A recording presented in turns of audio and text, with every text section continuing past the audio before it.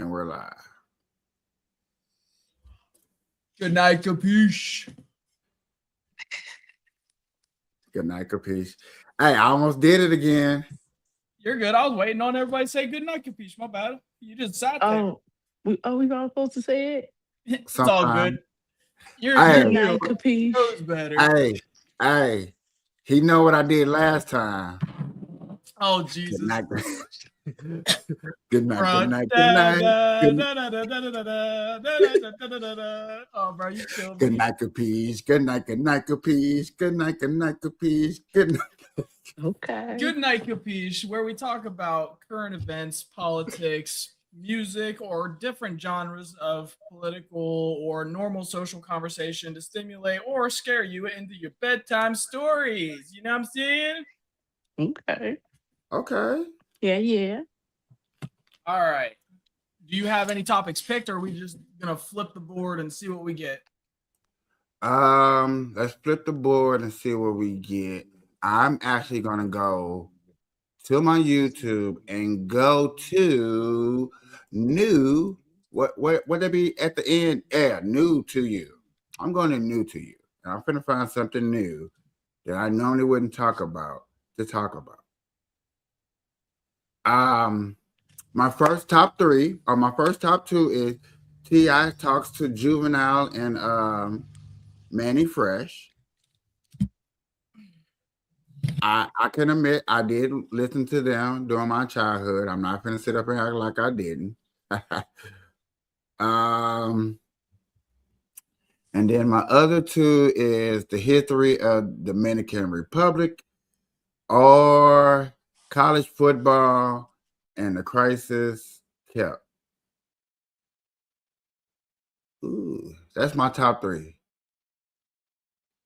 And new for you. What are yours, Captain?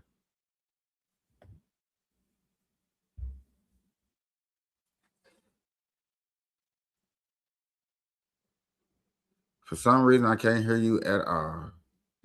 Hello? Yep, now I hear you. Oh, my bad. So we have the Supreme Court striking down the tariffs. Obviously, is pretty big news because, that was it's always been a huge conversation as of late because of everything being negatively impacting, businesses and such. So that's a big one. Then we have the clips of Dean Withers and who is it? Steven from Straight Shooter.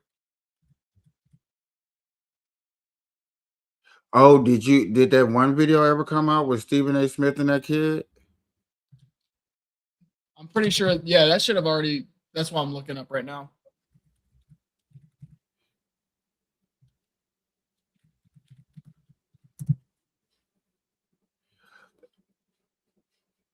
A lot of people are talking about Jordan in NASCAR. Daytona 500 win. I bet the Daytona should be happy that he win because they're making a lot of noise. That's good for. I don't know what Dean did, but he had to upset Steven. He had to have said something that did not sit right with his producers. Why?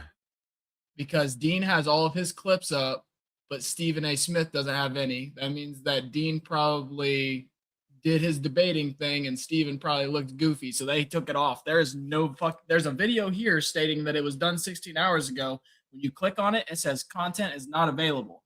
No comments available. Nothing on the actual channel of his has any of them anymore. They were on there earlier. So they didn't like the way it was making Steven look, so they took it off. So I'm about to go over to Dean's channel and see if he still has them. Because he always has his stuff. He doesn't undo his clips. So that's a little confusing. Yep, right here. What the heck? So is something going on with YouTube? Do you know? Because I'm getting the same thing for both. Yeah, I think YouTube's down right now. I don't even think it was what I was thinking. What's the name? Dean, what? You get Withers, so Okay, okay, Withers. okay, and Is my YouTube down? okay, shit, those are shorts. Shit.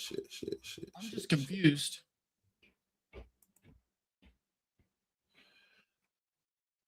Yeah, I see a short, a 36 clip short. I mean, I can see the like when I hover over it, I can hear it and I can watch it all the way through. When I click on it, for some reason, it's saying content not available. I'm not even seeing the content yet. I just seen that small little clip. Oh, hold on. I think my YouTube was just bugging. I just pulled it up. So it's 25 minutes long. It says a liberal conversation with Dean Withers. You want me to pull it up for you to try again? Sure. I got you. I mean, Stephen A. Smith is not gonna show it. I wonder why. You know what I'm saying? Well, I think it was just my YouTube bugging. That's what I was just trying to. Or Stephen A. Smith could be trying to post it later, on his so-called Well, one he that's I scheduled. just clicked on his and it was doing the same thing. That's why I said I think it's my YouTube being bugged because it just now let me through with the other one. So if I go to his page, it'll probably have the same thing. Oh, okay. Actually, no, this is the one from Steven. Look right here. Okay. Cool. 7 minutes. Past hour number one back here on Straight Shooter with yours truly, Stephen A. Coming at you as I love to do every Wednesday evening from 6 to 8 p.m. Eastern Standard Time. My honor and privilege to have my next guest. I've been waiting to talk to him. He's just 21 years of age, 21-year-old liberal political commentator with more than 8.2 million combined followers on the social media and over 105 million likes on TikTok alone. Matter of fact, I think the number eclipses 9 million. His daily political and social live streams on YouTube and TikTok have made him the Gen Z face of politics. Please welcome for the first time the Straight Shooter with yours truly, Mr. Dean Withers. How are you, Dean? How's everything, man? Good to see you. How's everything? I'm having a great day out here in sunny Colorado that happens to be a little bit snowy today, but nonetheless, I'm enjoying myself. It's good to be on, and I appreciate you for inviting me to be here. Man, please, the pleasure is all mine. I'm looking forward to learning something from you tonight, my man. You grew up, correct me if I'm wrong, you grew up in Grand Junction, Colorado, correct? It's in an extremely conservative household. How did you become engaged in politics, and when did your perspective shift to a more liberal ideology? That's a good question because, as you pointed out, I absolutely did grow up not just in a conservative household, but a conservative environment, going to church 2 times a week and everybody around me kind of having the same thoughts as my parents. So, I mean, the branch off to liberalism for me really started first on J6 when I watched, the president, who's still the president today, Donald Trump, cause his followers to go raid our Capitol, literally smear their feces on the walls inside, which kind of in my mind sparked this thought of sparking division across the country. And at that point, maybe I still agreed with some of his policies, or at least thought I did. But inevitably, because of how divisive that presidency was, it really drove me away. And, since J6, of course, that's 2021 until now in 2026, I've spent my time reading, researching, and really have taken an initiative to learn more about not just the world we live in, but the government in which controls the policy that influences my life and the lives of those that I care. And to put in a nutshell, I think I'm on the left because reality has a left-leaning bias. I hear what you're saying. I guess what I'm asking is, do you find yourself being on the left because you're against Donald Trump or because you genuinely feel what liberals feel? Policy-wise. It's a mix of both. I'm on the left because I agree with how liberals feel. And I mean, a lot of the, points that we see being thrown around about the necessary nature of things like universal health care, about caring for everybody, about how social programs, influence a drive to push our country forward compared to holding us back because poor people are lazy. On top of, the social issues that I care about, such as, the acceptance of everybody, regardless of your sexual orientation, race, or gender. But right now, I do spend a lot of my time talking about, the tyranny that we see downstream from the Trump administration. And honestly, today, I feel like what it means to be on the left does include, these policy initiatives that we've been hearing people like Bernie Sanders talk about for years now. But it also includes, this very deep-rooted resentment for, the abuse of power that we are now all watching every day, either on our phone screens, on the TV, or maybe as you are, maybe some of your producers out there in DC. I just wanted to pause it for a quick second. Just real quick. This is your first time watching this kid, correct? No. Oh, it's not. Okay, I thought you said you hadn't seen him a whole lot, like you've seen him in like a couple of clips and stuff. I seen him. This is my first time seeing him do an interview. My first time seeing him was when he sat there and did the 20 versus I think he did the Trump supporters one. 20 versus 20 Republicans versus one liberal. Yeah, I think that's the one he did. But this is the first actual sit down where you get to see him coherently talking with another person who actually knows what they're talking about. Yeah. Fair enough. So far, like, you understand why I listen to the kid, right? Like, he puts his words together pretty well. He understands what he's talking about. He's done extensive research, and he continues to do so and cite what he needs to make sure people understand where he's getting it from. Yes, he has made key points to solidify that he's a Democrat. Yes. Well, liberal.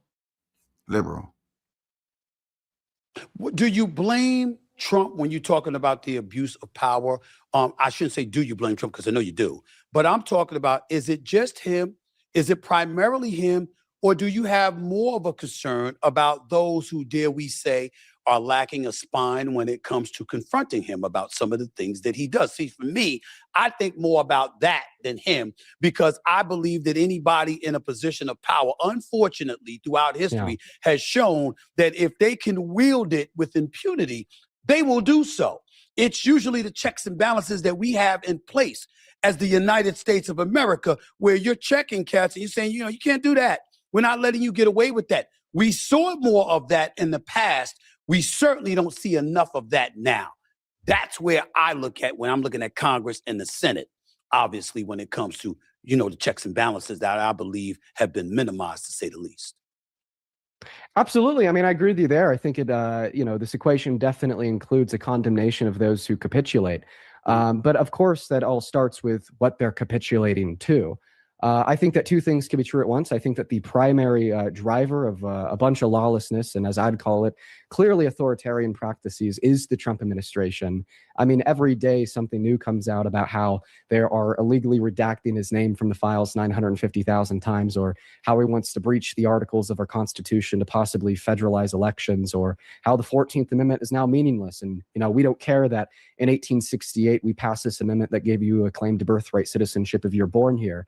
Now, if your parents are undocumented, guess what? We're going to take it away with no approval from Congress through a new amendment or no reinterpretation from SCOTUS on the basis of the 14th Amendment that already exists. But those who capitulate, they definitely embolden those proclivities. They embolden those behaviors because it absolutely tells Trump that he could get away with it. Trump is the same man today in 2026 that he was in 2017 during his first term, right? Mm-hmm. And for the majority of his first term, with the exclusion of January 6th and the lead up to that, we didn't see the same figure that we do now. We saw somebody who was newer to politics, didn't know how to select the right cabinet to find the right people that are willing to place him above the Constitution, so on and so forth. So I feel as if that capitulation from his cabinet and the capitulation from many people in Congress have definitely emboldened those behaviors that existed 10 years ago that we just didn't see to the same extent because of the lack of capitulation. What about, as a liberal commentator, what about those on the right that make the argument that you kind of brought it on yourself, not you, the Democratic Party, when they talked about how you weaponized the justice system in pursuing cases against him? You were excessive in doing so. And as a result, him being back in office and engaging in what I've personally called a vengeance tour, against a myriad of people, all of whom the John Boltons of the world, the Letitia James of the world, Jack Smiths of the world, and others, of course. What about the role that liberals are accused of playing in it? Because when they had power, they certainly did everything they could to try and undermine him, if not flat out throw him in jail for the rest of his life. What do you say to that? Well, I mean, if wanting to hold a criminal accountable for their crimes is now something that the right is outcasting, labeling as bad, and using as justification for more crime, I would seriously doubt the speculative basis that those on the right have been screaming and shouting about law and order. Listen, the claim that we see from millions of Americans that the Biden-Harris administration somehow weaponized or abused the DOJ against Trump is baseless. It is just a form or a piece, a figment of this big lie propaganda that we've seen distributed by the Trump administration in an attempt to get larger populist support for their lawlessness. And a really good example of just how baseless it truly is what we've seen coming from the DOJ in the last year and a month with the Epstein files. I mean, there's a couple things from the Epstein files that we know makes Trump look bad. Okay, we know if it was present and publicly available before the 2020 election, would have inevitably led to less people voting for Trump. Could have even won Kamala Harris the election. But because the DOJ upheld such great respect for the independence of the DOJ from the Biden-Harris administration, because that's what the Biden-Harris administration upheld, they didn't dip their hand into those files and just release the ones that incriminated Trump because they respect because they respect the checks and balances, because they respect that separation. And anybody who would claim otherwise, I believe, is just disseminating the propaganda that has allowed for this lawlessness to occur. What do you say about your party in terms of them losing the election? Why do you believe Kamala Harris and the Democrats lost in 2024? I'd say the largest reason why Kamala Harris lost the 2024 election had a lot to do with people's, feelings directed towards the economy that didn't perform too well under the Biden-Harris administration, which of course would be, in my mind, predominantly caused by the pandemic. And a lot of people have this takeaway saying, well, the economy is really bad under Biden. It seems like the liberals are failing my bank account. They're making me stretch my money. So now I'm going to vote for this other guy that says, if I do vote for him, he's going to usher in this golden era economy. It's going to be great. And we're all going to win, which of course has been proven to not be true in the last year and a month. And then a couple other things that I'd say helped Trump win the 2024 election, my apologies, has to do with how late Biden stepped down and how Biden left Kamala Harris only with a little bit over 120 days to throw together a presidential campaign to run against a man who's already spent the last 10 years of his life campaigning for that same office. And it's a combination of multiple factors, those being the two primary ones. But wasn't that the party's fault? Couldn't they? I mean, if they got rid of him in July, couldn't they have gotten rid of him earlier? Couldn't they have got him to step away earlier? So again, there could have been a primary. You might even, listen, I don't want to say a better candidate because I don't think Kamala Harris ran a bad campaign. I thought her disastrous moment was on The View when they asked her, is there anything that you would change? And she's like, no, I can't think of anything. I thought that was a disaster. I thought that was a huge mistake on her part. But for the most part, I didn't think she campaigned badly at all. I just thought she had to deal with the cards that was dealt to her. But many members of the party could have facilitated her getting in earlier. Are you of that belief, or am I stepping out of pocket by saying that? Well, I'm not necessarily fully opposed to that belief because I think we all remember Biden saying that he was going to be a one-term transitionary president, which of course that narrative changed. He started running for a second term, then dropped out. So I'm not opposed to that belief at all. I mean, I definitely do think that the Democratic Party has a lot to learn from the 2024 election, and I think that we are learning a lot from it. I mean, just look at the new figures that are popping up all across this country with the progressive likes of Zohran Mamdani in New York City to, people down in Texas like James Tallarico finally saying the truth and talking about the fact that billionaires are really destructive to the working class and it's not undocumented immigrants or trans people, which is also, a little bit more progressive than the Democratic Party has been historically. I'm not opposed to those beliefs in the slightest. Dean Withers right here with Stephen A. Straight shooter with Stephen A. Right now, I'm thinking about you because getting back to you personally, you rose to fame through your debates on Jubilee, if I remember correctly, a YouTube channel that hosts political and social debates with conservative figures like Charlie Kirk and Ben Shapiro, and for videos like, Liberal Teen versus 20 Trump supporters. What motivated you to create political content in the first place? Well, I would say it's just the simple fact that when I've interacted with friends in my own life, when I've talked to my family members, when I've went to school, when I've sat in the classroom, there is a general lack of critical reasoning that is true of the vast majority of American constituents surrounding politics and why we vote for who we do. Okay. And I've seen the GOP primarily Trump, take advantage of this fact and construct harmful misinformation through the use of propaganda campaigns to convince people to believe in lies, hinging on the abuse of the lack of critical reasoning within the American constituent base. So the point of my platform and what I do is just to incentivize people to critically think more. Every day I have open discussions, conversations with people who disagree with me and I disagree with them. And I just simply request them to articulate the reasons why they support Trump. And I request people to value facts, reason, and evidence a little bit more, because I believe if we started doing that in 2015, Donald Trump never would have been president the first time around. Do you consider yourself the liberal left version of the late Charlie Kirk?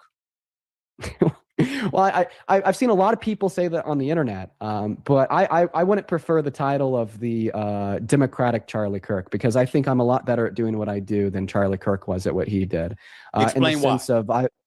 Yeah, in the sense of I saw him go campus to campus to campus, not asking people to critically think, not asking people to open a book, not asking people to use their brain, but rather just asking people to fall for the one-liner gotchas and the same misinformation that's been tired and tried for years and years and years by the Trump administration. I mean, you know, I've honestly really spent a lot of time reflecting on this. You look at Charlie Kirk's Twitter. I would ask you to find me 3 times he ever disagreed with a single action taken by Donald Trump since 2015. You can't. I mean, I think it was just a larger part of a money-making scheme in an attempt to convince more young Americans to grow up to be like your 48-year-old uncle who will be with Trump until the day he dies, and starting with them young while they're still on the college campus. And that's not what I'm about. That's not what I do. I want people to be smarter. I don't want people to be sheep. Yeah, you want people to be smarter. You don't want people to be sheep. And I totally believe you on that. But my question to you would be, how willing are you to disagree with a Democrat in Trump's position? And like you said, Charlie Kirk very rarely disagreed with Trump. Did you disagree in an abundance with Biden? There actually was a handful of things that I had disagreements with Biden on. I mean, one big thing is I'm not the biggest fan of the state of Israel. And I think that it's time that we, stop bowing the knee to whatever Israel wants, whenever they want. And it's time that we stop seeing senators and congressmen and women winning elections, running on, I'm going to do what is ever in the best interests of the state of Israel, on top of a handful of other things too. I'd say right now, the fruits of the work that I and other more progressive voices that don't align 110% with the Biden-Harris administration or the Democratic Party have been putting in has a lot to do with immigration. I mean, 10 years ago, the notion of mass deportation maybe being wrong, and mass amnesty, the idea of maybe giving some undocumented immigrants a pathway to residency or citizenship, making sense was radical. But I mean, anymore today, I'll have Trump supporters joining my stream and I'll explain to them, hey, listen, we would be able to reduce human rights violations. We'd be able to keep families together. We'd be able to grow grow our own prosperous economy even more than we already are if we just maybe made some of the undocumented immigrants here residents or citizens. And they're biting on it. They say, hey, Dean, that makes sense. And I think the only reason why we're seeing the social shift on certain policies or agendas is because of more progressive parties that have historically diverted from the DNC. And I think now the DNC is finally starting to respond pretty responsibly to that by uplifting more progressive voices. I have not heard your positions on immigration. Could you remind my audience what that is? Sure. So I mean, I think that immigration is one of those topics that can't really be discussed by anybody in like 30 seconds or less. And I think if anybody tells you they can discuss immigration in 30 seconds or less, they're just feeding you like likely partisan talking points. But, in an attempt to condense it down to a nutshell, I mean, I think the way that we can very pragmatically reduce undocumented immigration into this country is by wiping out the incentive for 99.9% of it. I mean, look, 99.9% of undocumented immigrants are not violent criminals. They're not MS-13 gang members. They're hardworking mothers and fathers or unaccompanied minors. And why have they chosen to enter into this country with the use of undocumented means? Well, it's because our border has a backlog of like 12 years if you want to become a citizen. You're going to be waiting there for years and years and years just to get into the application process. You got to spend thousands of dollars. That system is unattainable. And I think that our Congress, for the most part, is culpable in a bipartisan nature with this disproportionately leaning to the right, with not making the legal means of entering to this country as attainable as they should be. And I think I could prove this because you'll hear people like Trump say that we have this crisis of undocumented entry, illegal immigrants. We need to stop it now. But you can't find me a single clip of that man standing in the podium with a mic in the last 10 years saying that we need to make the legal means of entry into this country easier. And maybe that would stop a lot of undocumented entry on its own. And that's just the border. I mean, this conversation doesn't even scratch the surface about the undocumented immigrants that are already here. But what I can tell you in 30 seconds or less is that we probably shouldn't be deporting them with no due process to a center for terrorists in El Salvador, where they're then tortured from 9 p.m. till 6 a.m. I think there's a lot of better, alternatives. Fair enough, but what level of culpability do you throw towards the Democratic, the Democratic Party, particularly the Biden administration, when they said, I don't know whether the accurate number is 12 million, 14 million, 15 million crossed the border illegally. What do you say to that? That people say that's not sustainable. That can't happen. That wouldn't happen in any other nation. Why should we let it happen in ours? What would be your response to that? I'd give the Biden-Harris administration a good C- on immigration. I think that they're a lot better than a lot of people, specifically on the right, think.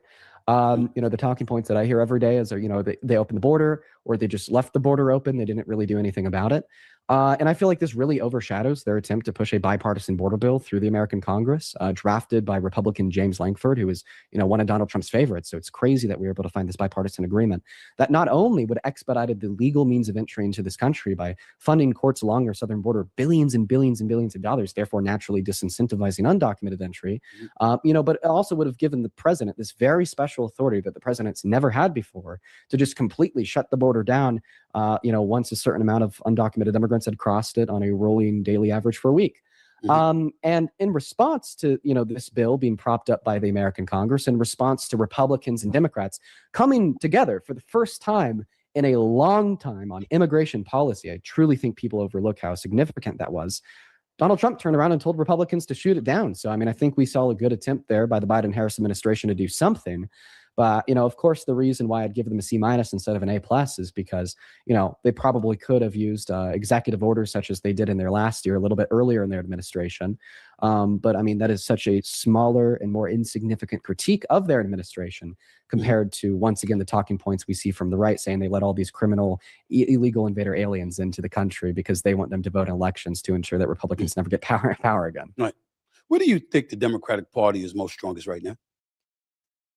What do I think they're the most strongest? Where do you think they're most? Where do you think they're most strongest right now? I'd say the strongest point of the Democratic Party today in February of 2026. Just real quick, I am turning my camera off because my 3-year-old is down here and he does not like to wear clothes, and I do not want to get you in trouble. All right. I'm still here though, brother. Would be for pushing for accountability with the Epstein files. I'd say that they could do a lot more, which of course we'll probably always be saying about politics, and we should, by the way. It's good to advocate for more progression.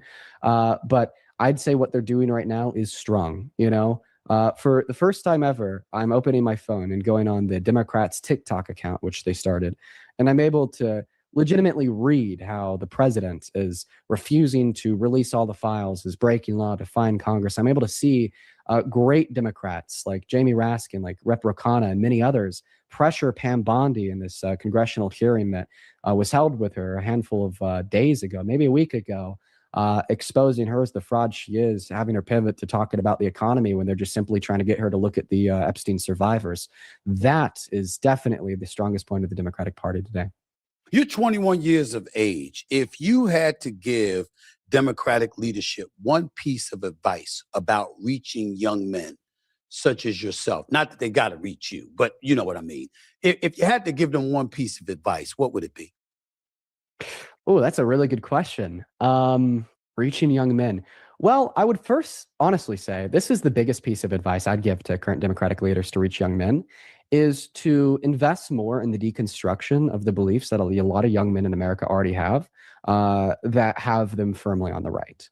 I think that we've seen a major capitalization of social media, of the interests that are more typical of young men, like the gym, like cars, and many other things, for years now, in a way that we just simply haven't seen from the left, that has really given the right an upper hand to kind of convince young men of whatever they want to almost indoctrinate them into these subliminal biases or foundational core beliefs that are antithetical to the values of the left. And the biggest piece of advice for the Democrats, once again, would just be to start working on deconstructing that. We need to be talking more about, how maybe men are also hurt by toxic masculinity. You're not just hurting women, you're hurting yourself, because now you've isolated yourself from anybody who could ever possibly love you, because you're an asshole to them. How it's just a complete and total lie that the left wants to take all your money in taxation and then give it to low-income Americans to waste away in squalor while they watch TV until midnight, and how social safety nets actually are beneficial, not just to low-income Americans, but to everybody, so on and so forth. Last question to you, and thank you for your time, by the way. I really enjoyed the conversation. I really appreciate it. Let me ask you this question. Last question. Is there one candidate, one, within the Democratic Party that you can point to, that you absolutely positively, not just one, but firmly believes can beat any GOP candidate out there for the presidency of the United States? I think that's a very complex question, because when we're talking about beating somebody, it's not just what policies are they running on or what they like to talk about. It's, what they can convince the people of. I'm going to be honest here, Stephen. From my perspective, it's a little bit too early for me to put all my eggs in one basket. Mm-hmm. But what I will say, God, when I listen to AOC talk, there's just this feeling that I haven't gotten since Obama. When I listen to AOC talk, when I listen to people like James Tallarico talk, there's this feeling that I just haven't gotten for so long of intellect, of high levels of education, of legitimate care for other people. I'm not questioning that, Dean. I'm not questioning that, Dean, but I am worried about I don't want to call it socialism all the way, but certainly some of the things that they're saying. I mean, come on, Dean. You got to admit that. I mean, they're not traditional Democratic operatives. Are you willing to admit that? Well, I mean, traditional Democratic operatives lost the last election to a 34-count felon held civilly liable for rape. So I think it's time we start progressing. Well, whose fault was that? Isn't that the Democratic voters in this country? Nearly 75 million people went to the poll. How come you didn't make sure it was over 77? Well, you asked me whose fault it is that the Democrats lost last election. We actually had a conversation about that earlier. I told you I think it's a mix mash of people like Trump and his and convincing him of convincing the people about him being better for the economy, and lack of culpability for Biden not stepping down earlier. But listen, I think what we're seeing now with this whole socialism scare is a whole lot like the Red Scare of McCarthyism. I'm not a socialist. I'm not a communist. I'm actually, on the foundational level, I'm a capitalist. I think that there's a way we could practice capitalism that is benevolent.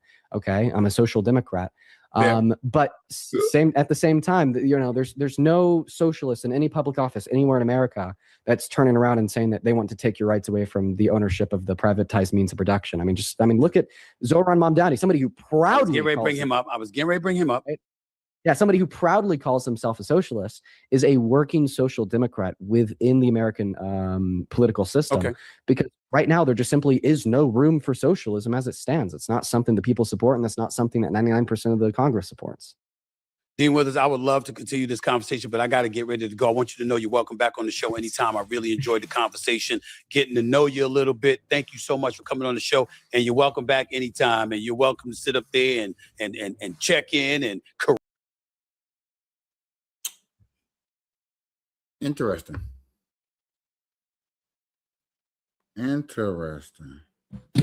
Yeah. I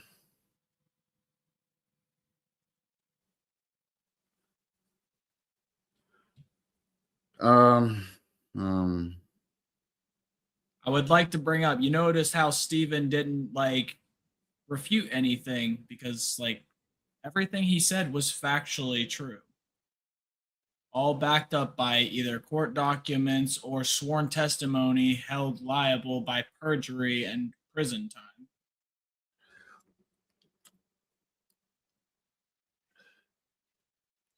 Sure. Okay. But yet again, I mean, to me, he just sounds like a typical average Democrat.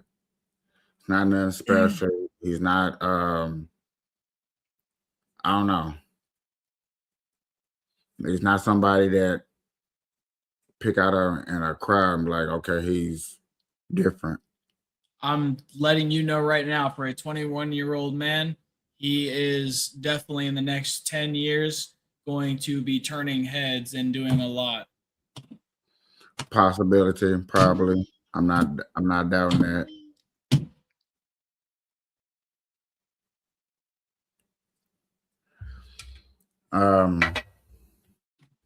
But just going after that interview, just that interview alone, period, not nothing else. He didn't have no pushback. He didn't have to actually do anything, show any facts, Stephen cite A. Smith anything. ain't no pushback type of person. I know. That's what I was saying, is like you're just getting like raw understanding and information and what he's learned and gained from the past. You just give him his intake on his party and what he's doing, what he looks at for the future, what made him decide his decisions on becoming a Democrat, things, how he looked at this administration and what he don't like about it. And reason then, why certain and things then happen. he talked about the future of who he can see.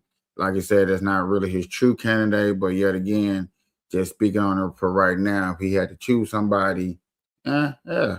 So Dolly, yeah. yet again, like I said, just from that take, he just sounds like a typical average, loving Democrat. And notice there's nothing wrong with that. I'm not throwing shade to it. Just that's what he sounds like. I kind of figured that'd be your response. Yeah, he just sounds like a. I didn't expect you to like the kid.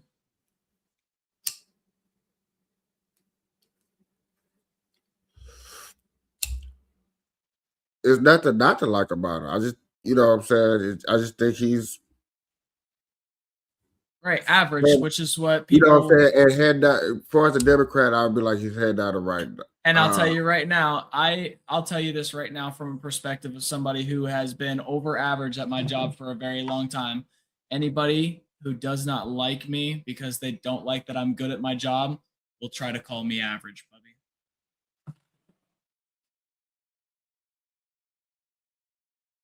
Like most people that try to downplay somebody's ability, skill, or intellect, it's most likely there's more to it than just like trying to call them average.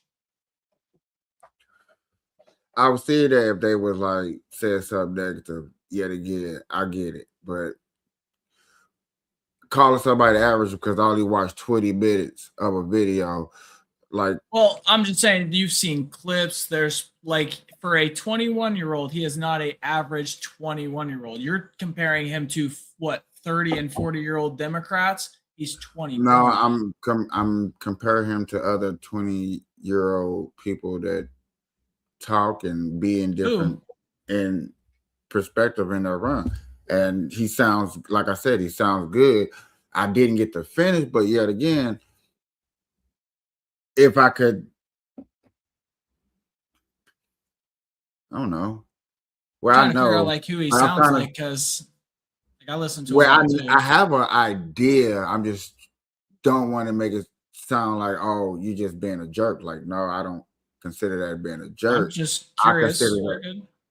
I would consider if I said this name that this is a field that you can see a person going down, and like I would say like a young Gavin Newsom. Gavin Newsom has been there, been in the limelight. He knows how to work the camera. He knows how to say things correct. Yet again, notice how I didn't call him dumb, not call him immature, nothing like that. Just know how to articulate. And that kid, to be 21, yes, that's a very good job. But yet again, he's taking something serious to articulate. That's a that's a good thing. There's nothing wrong with that. Somebody that probably see him probably wish that he was 35 and, can really put a foot in the game and step. He would be a nice young candidate. I would throw in Democrats' faces if that kid did run at the age of 35 and he didn't make it for it. Be like, yeah, people scream a young candidate. You had a young candidate and you didn't even, blink an eye. So, I'm not knocking the kid. He has a bright future. He just, like I said, 20 minutes.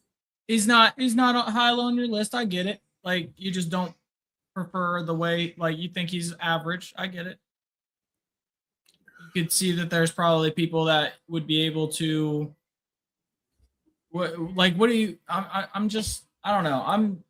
I get it. I like the kid, and I agree with a lot of his points. I think the way that he handles things in a respectful manner when he's in a setting like this is like top tier. And then the way he handles things on his own page when you have people that you can obviously tell don't understand critical thinking, like he was saying, right? When you get to that point and somebody just doesn't understand logic, reason, and when you're putting facts in their face, they can't understand it. Like he also knows how to handle that. That's what's up.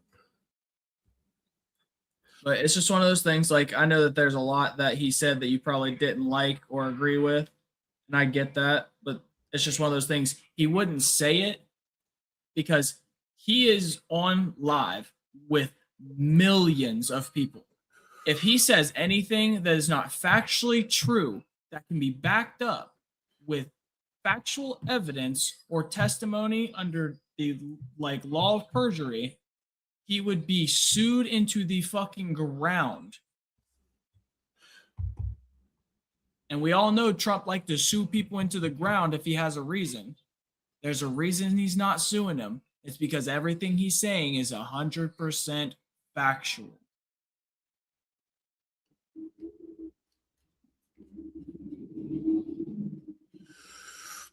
Interesting.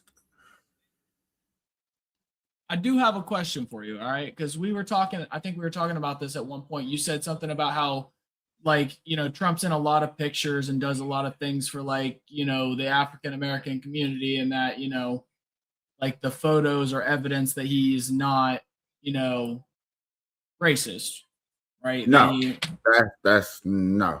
I never. You said that the like thing- him The helping things that he has done with black people, all the rap music that he was in when people was thinking he was cool. Now, yes, I think the pictures that he was in with the people that call him racist, like Whoopi Goldberg, Oprah Winfrey, those make it hard for them to call him racist. I would say that more clearly and indirect. Now, I would say that all day. It's hard for y'all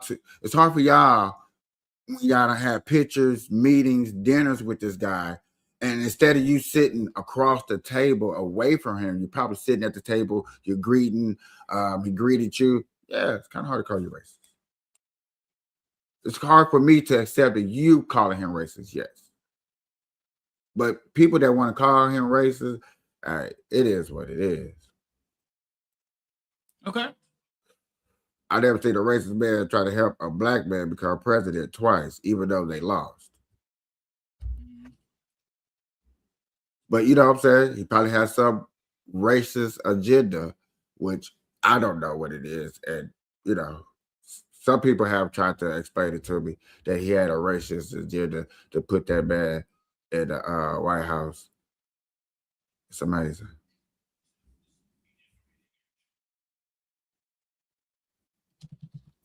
He does a whole bit on many reasons why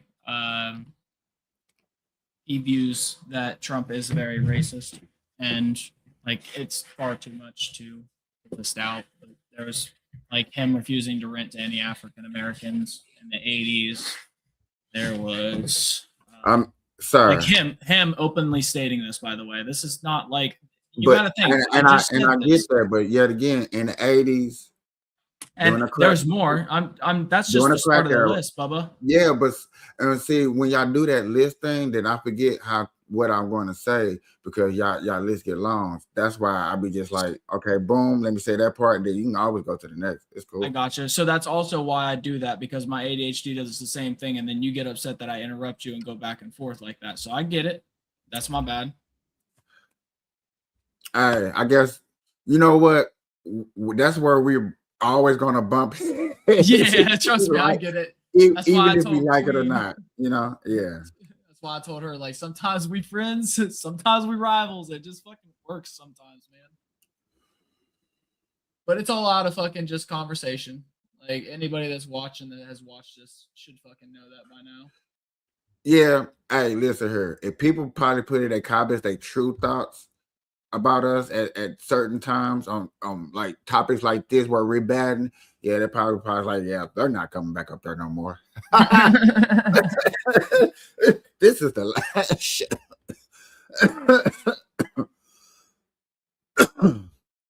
But I have told people offline that, you know what I'm saying, I extremely think it's cool to talk to somebody that has the same birthday as me that thinks the total fucking opposite. That, you know what I'm saying, common grounds of 100%. Yeah, there's probably a good 20 to 30% of stuff that we do agree upon. It's probably close to 50, but you know, whatever. You know, but yet again, when it comes to this right here, this is just the biggest percentage where we just disagree upon. That's all. I get that's just one of those things, man. Like I see it as it's not a Republican versus Democrat. It's not a, political thing at all. It's looking at something and seeing is it fucking good or evil, and it's black and white and what can be proven, and there's plenty of evidence leaning towards the evil and supporting evil is bad, right? So like if you put it in a base form, it's just the only reason that it doesn't seem that way is because the name's Donald Trump. Dude's fucking evil. Dude's terrible. He's bad for the fucking United States. He's bad for the world. Needs to stop doing the cover up. Needs to be fucking taken out and hung. Just need to get it over with, man. 2 more years, 2.5 more years, you get your wish. It's too long. Can't be. No. Y'all be trying to lock up a 83, 84-year-old. I don't think you understand. There is a TikTok going around. I don't want them to get prison time. I don't want them locked up behind bars. I want them hung from their ankles and gut from stern to chin. Like there's a huge TikTok going around. There's metal bands playing to it. Like this shit's going around crazy. And they're not talking about Trump specifically. They're just saying pedophiles that are in the files that obviously, it's very easy to be on the right side. You touch kids, you should fucking be ended. Pretty simple.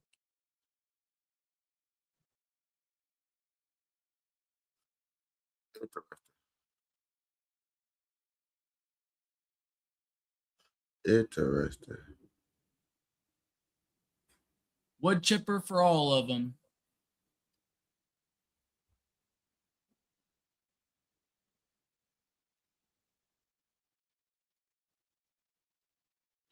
A lot of people would love that, would probably be dancing up and down in the streets, you know what I'm saying, celebrating, cheering. No. If somebody leads it right, there's no fucking way there should be cheering or anything like that.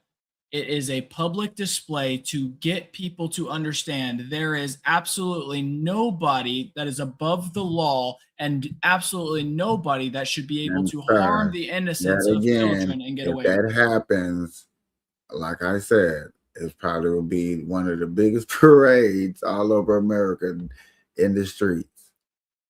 As I said, if done by a good leader, somebody who does it right, that is not going to be a thing. But nobody's going to get publicly executed anyway. Oh, okay.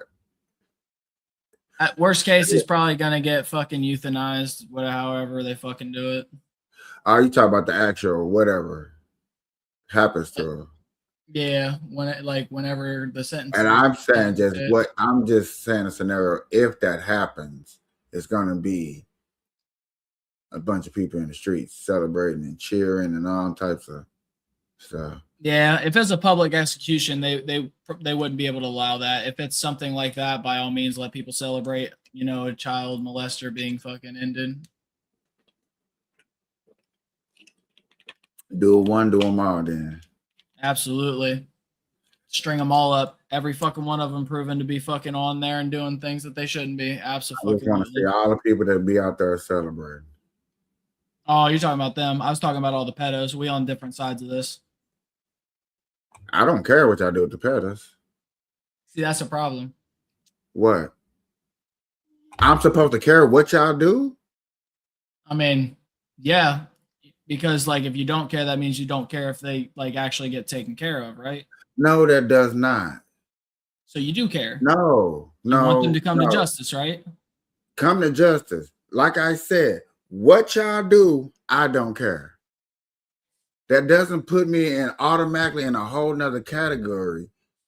Like Just just because I drop, just say washing your hands with it is like that's what I'm trying to explain to you, KP. Just washing your hands of it and acting like you don't have to be a part of it when you are a part of the world that it is a part of is kind of like my point. That's all I'm getting at. And that's because, like I've said, we've went over this many and many times. I don't believe you have proper empathy because like just the way that you came up, like it just is what it is. Like there's certain things that your brain does not compute in what a normal like neurotypical way would happen. so I'm supposed to be what? What is a normal what? What is this normalness? Here's my here I got a question for you, KP. Okay. You're sitting there talking to somebody. All right. This is just you in like a coffee shop. All right. You are waiting to get coffee. You strike up conversation with somebody who's in line ahead of you. It's a young lady, right? You guys don't know each other. This is the first time you meeting. Somebody comes up, shoves her out the way, and starts saying, "That's my line, or that's my spot in line. I'm getting my coffee before you." How do you feel? That person was done wrong. I don't know how I feel. That's it. You're just gonna stand there. The person gets pushed. You just Yeah, they stand there. did. It's like you didn't hear nothing I said. I'm just asking, like, what's your thoughts? What are you doing? I Like, I'm trying told to you get. that person is wrong. That's Now, wrong. that's it. You're just thinking that person's wrong. You're just standing there, right? You're not doing anything. What? I mean, is she not getting in line? I don't know what's good. I mean, I just answered the question. I know. That's what I'm Wrong. asking. What action are you taking? Are you saying any words? Are you doing anything? Are you just standing there thinking, well, that's wrong? I don't know. I'll probably help. Probably. Yeah. Okay. It's a probably. So that's It's the no, thing. it's no guarantee. Now, the thing is, people are feeling, including myself, that just because you are not there and it is not a part of you directly, that you don't know how deep this goes. This could affect people that you knew that passed away and that they never said nothing, right? This could affect people that like I don't know how to put this to like I'm not trying to get you to feel. I'm just trying to get you to understand the perspective that I have and why I'm frustrated that like the lack of like we should feel as people that we want a better world, right? Not only for us but the people around us, right? Like that's why we have the conversations politically. We feel that if we talk about things, we are going to make things better, or we're going to open up people's minds, or we're going to make them think about things or go look into things, right? Right. So, in our minds, this is helping people broaden themselves and do better. But there is more and better ways to do things, especially something that comes down to the dirtiest of dirty, like sex trafficking, right? And if we don't have everybody, you know how every vote counts, right? This is more important than any fucking election ever. Because if we do not get a grasp on this, not only will it come back, but now they're going to be smarter and they're going to be able to hide it better. All because we didn't all band together as human beings and take care of these dirty motherfuckers and allow this stupid shit to be covered up on repeat.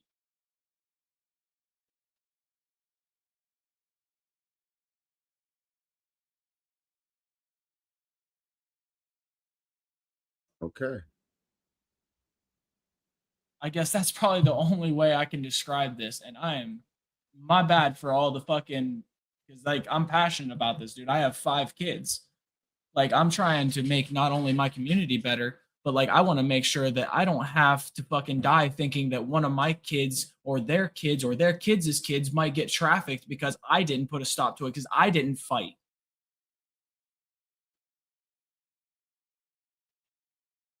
And it's not just my kids, man. a young lady got off the bus. She's only like 6, 7 years old. She got off the bus. My daughter came over and she said, "Hey, her car's not there. I don't know what to do." I said, "Well, okay. Well, we're going to have you guys play right out here. You guys all stay right here. Don't go anywhere. We'll see if we can find a phone number in her backpack or something," which we did. Luckily, we called, the phone number, and it was her grandma. And she thanked us profusely. She asked, if we could keep an eye on her until she got there. And, luckily it was us. Like, that's the thing. If it wasn't us, what if it was somebody else? And that freaks us out all the time, is we are the nice kind of people that will take care of any children around us. But this isn't a world where you can trust any and everybody with children anymore. And it's getting more and more apparent that the dirtiest of dirty people pay very vulnerable people to not only look at their children in very demeaning ways, but other stuff. And it's terrible. And I don't want to live in a world like that. And nobody should want to live in a world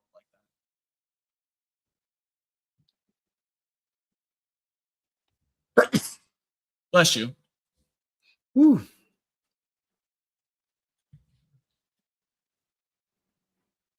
Oh my God. Whew. Boy. I felt like I was holding that in for a very long time. I'm about to say that looked like it has some fucking power behind it. Right. I'll be honest with you, brother. I am going to try to go get because my youngest is still running around and it's 3 a.m. I need to go get his ass to bed, dude. You know what time it is, ladies and gentlemen, boys and girls. Good night, Capeash. Night, Capeash.